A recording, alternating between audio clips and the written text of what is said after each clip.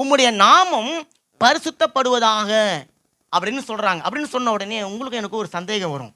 இயேசு கிறிஸ்துனுடைய அல்லது பிதாவாகிய தேவனை நீங்களும் நானும் பரிசுத்தப்படுத்த முடியுமா? அவருடைய நாமத்தை பரிசுத்தப்படுத்த முடியுமா?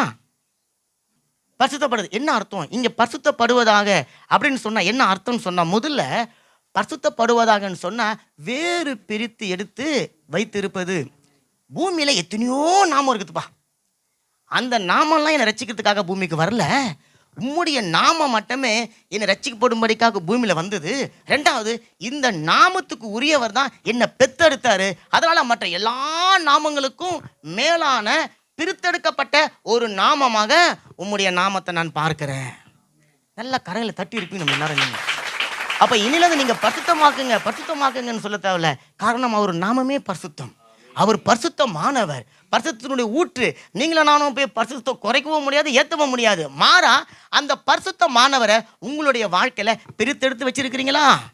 எல்லா நாமத்துக்கூடையும் சேர்த்து இந்த நாமத்தை வச்சிருக்கிறீங்களா? ரெண்டாவது, பரிசுத்தப்படுவதாகன்னு சொன்னா மேன்மைப்படுத்தப்படுவதாக, உயர்த்தப்படுத்தப்படுவதாக, புகழப்படத்தக்கதாக இருப்பதாக சொல்லிட்டு பூமியில இருக்கிற எல்லா நாமத்தை பார்க்கிலும் முதலும் முக்கியமான நாமமாக உம்முடைய நாமம் இருப்பதாக அப்படின்னு சொல்லி பூமியில இருந்து நான் டிக்ளேர் பண்றேன். என்ன பண்றாங்க? டிக்ளேர் பண்றான். பிதாவே, எங்க அப்பாவே, நீங்க தாமா என்னுடைய வாழ்க்கையில பெஸ்ட், நீங்க தாமா என்னுடைய வாழ்க்கையில உயர்ந்தவர். இந்த பூமியில எத்தனை நாமம் இருந்தாலும் அத்தனை நாமங்களுக்கு மேலான நாமமாக நான் உம்மை பார்க்கிறேன், நான் உம்மை துதிக்கிறேன், நான் உம்மை உயர்த்துகிறேன், நான் உம்மை ஸ்தோத்தரிக்கிறேன். ஆகவே உம்முடைய நாமம் பரிசுத்தமுள்ள நாமமாக இருக்கிற அந்த நாமம் என்னுடைய வாழ்க்கையில சீர்குலைக்கப்பட்டு போயிடல, அது பரிசுத்தமாகவே இருக்கிறது. அந்த நாமம் என்னுடைய வாழ்க்கையில என்னுடைய எந்த விதமான காரியத்தினாலையும் அது சீர்குலைக்கப்பட்டு போயிட நான் இடம் கொடுக்க மாட்டேன்.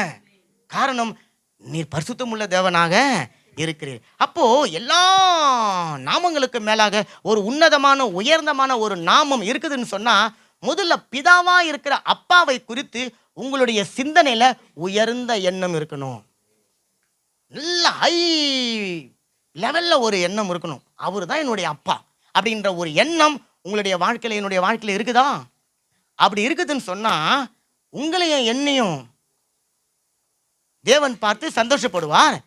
நம்ம பிள்ளைங்க இருக்கிறாங்கல்ல, நம்ம பிள்ளைங்க பார்த்து எங்க அப்பாவுடைய வாழ்க்கையில பிதாவாகிய தேவனுடைய நாமம் எப்படி உயர்த்தப்படுது, அப்படி என்னுடைய வாழ்க்கையிலையும் அந்த பிதாவாகிய தேவனுடைய நாமம் உயர்த்தப்படணும் அப்படின்னு சொல்லி அந்த சிந்தனை அந்த பிள்ளைகளுக்குள்ளார உண்டாகணும்.